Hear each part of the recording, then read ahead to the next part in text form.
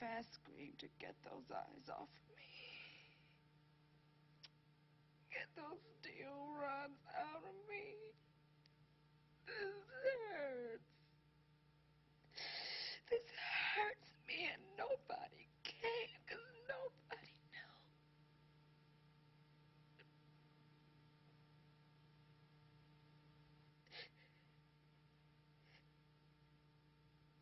Once I was pregnant and ashamed of myself.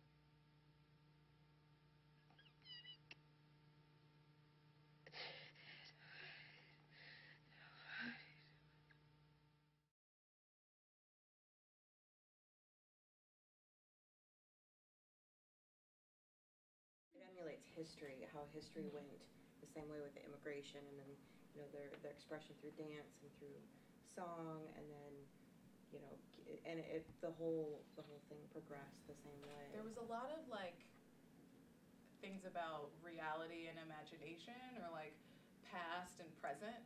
I felt like the one with the dancer, like she was obviously from a different time, and the woman talking about her was a modern woman, and then even the monologue about Toussaint Louverture, like she's talking about reading about him and like being in a relationship with him and like loving him until she meets a real man who's like him. I don't know, there was a lot of that going on, where it was like longing for the past, or like imagining these things and then what the actual reality is. That was interesting. New Orleans, like Egyptian goddess, was like was the only one that was written about the past, and she said that she wrote it because she was teaching a class, a poetry class, slam poetry class, and they had to just like look at someone in the class and then write about them, and she just wrote it about this girl in her class, and she just and that's how that one was created. That's so cool. She like saw her and thought she was like from a different time. The whole thing was just written about her. Mm-hmm. I mean, I'm sure like all these pieces were tweaked and whatever for the play, and like they didn't all just magically fit together. But that's like how that one was created. Just like the arrangement of them was like really clear. The progression, like I mean, there were like sections. Like I wrote down in my notes that there was a like sex section. Right after that, there was a love section. After that, it was like betrayal. It was very like, I don't know, very precise. Well thought out. Yeah. What I think is interesting is there's really only one male character in the whole entire thing, and it's Bo at the end, the dude with PTSD that kills the kids. And he was really good, by the way. Just saying. Yeah. And like she even says, like after like she got all this male backlash from the play, she's like, there's really only one male character, and it's Bo, and it's not, and it's like, yeah, he's a terrible dude.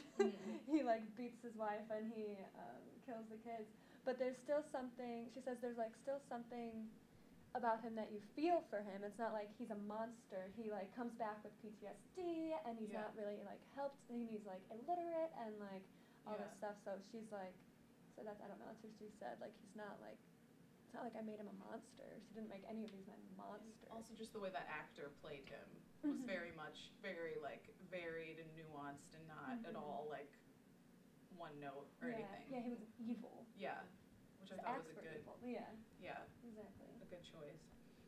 It's so she said there's only one male character, because I mean, just not a lot of speaking lines, Right. Like they're portrayed, but it's like not necessarily about them. It's like the whole thing. It's interesting because it's like an advice piece, which is what these blues songs were about, at least by the women, And so I think it really, flows well with like that idea, and it hits all those aspects, like the ones we had on the board, like. I was looking at the list just like a second ago. I was like, holy shit, it's like half of that, half of that list was portrayed just in this short play, which is really fascinating. Yeah, definitely. I wrote down a lot of those. And like the poetry within it, like the repetition of words, or, like in the first scene, she was talking about to dance to keep from crying and to dance to keep from dying, and there's lots of interesting uses of poetry throughout the play, even though it's not supposed to be a poem. You know what I mean, like a blues poem. So I thought that was interesting. Yeah. Well, because a lot of the monologues were really like rhythmic, like the one at the picnic, the walked off with my stuff one. Yeah. So like almost like sing-song. It's like a song, like just that phrase repeating. I wrote down a lot of one-liners that kind of summarize not only like blues music, blues poetry, but history and history of women. I mean, in general, no matter what. And there was a lot of, it could be encapsulated a lot of times in just one line that they were saying. Yeah. And kept repeating. Yeah, I wrote down like a lot of like one that I wrote down was like at the very end, love me like, or let me love you like a colored girl. Like that whole section I thought was really interesting. Just like the, I don't know, it's interesting that guys are so upset about it because I feel like, I mean, yeah, there aren't a lot of like great male characters in it, and the one that's a real character is like really struggling and not the most supportive man. But I mean, they're all like, they all talk so much about how much they want like a really good man, and like, and some of them do, I think, get it sometimes. Yeah. I mean, at least they talk about it. It's not really Like shown. the hope and the potential Yeah, they're still, of it. yeah, Like, right. They still believe. It's Yeah. just what they're getting right now is not. Right. Well, the girl with that guy in the one about taking all of her stuff. Yeah. That guy was, I mean, he was pretty decent. It seemed like they weren't arguing. She wasn't arguing with him. I mean, I think it was just kind of like a sassy, like, I want to be my own person. I'm still like, you know, this independent person. I just want you to be in my life at the same time. And something I actually found interesting in that one is that the way she was saying it, because she was talking to someone specific, it kind of reminded me of like the way that they described like Bessie Smith and them, how being like really loud. And I thought like maybe the reason they were loud back when they were singing blues, maybe they wanted to be like, to be heard in a sense where I'm talking about you. I want you to know I'm talking about you. So like, and this is why I'm loud, because she was like out of all the poems, she was the loudest one, because she was talking to someone specific across the room. So I think maybe, because that's what I thought of, like rowdy, loud, because she's talking to someone specific right across from her. So I don't know. She said, I'm a simple bitch with a bad attitude. And that was kind of like, yeah, that was her persona while she said that. Like in your face, you know, this is who I am.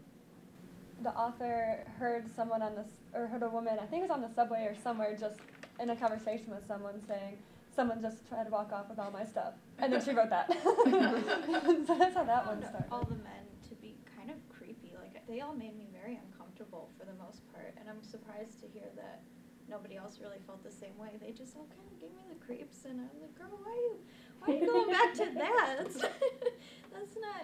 That's not okay. And they're all talking about how they either don't want this man, or they want a better man, or they don't want any man at all because they can do it themselves. And yet it's still all revolved around the men. I mean, I thought that guy on the bench was cute, but That's just like a process of life where people, we make the same mistakes over and over again. We want to learn from it, and the question is like, do we really learn from it? We might think we do. Someone might be different, but we don't really know. And I think that was kind of like the overall theme, where it's just like growing as, in this case, a colored girl, but at the same time, they're still going through the same motions, I suppose. It also may have something to do with like kind of the age-old wisdom that like women need to be with a man, even if they're not the best case scenario, perhaps. Like just kind of the thing, it may be better. Like societal push. Yeah, it's like the societal push. I mean, especially for some of the older ones in the group, it's like, you know, I don't think it's any big deal, but it's just, yeah, like the push that it's like once you get to a certain age, it's like you need to be with somebody.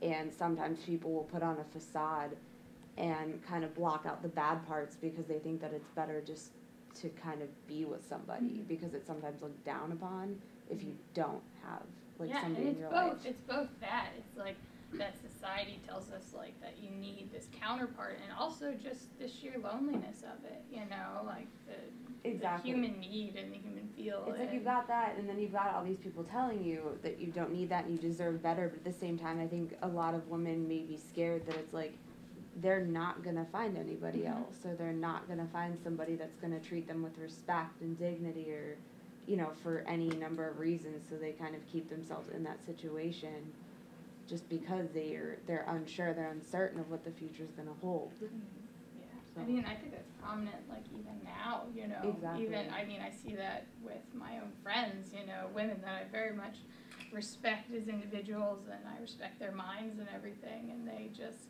kind of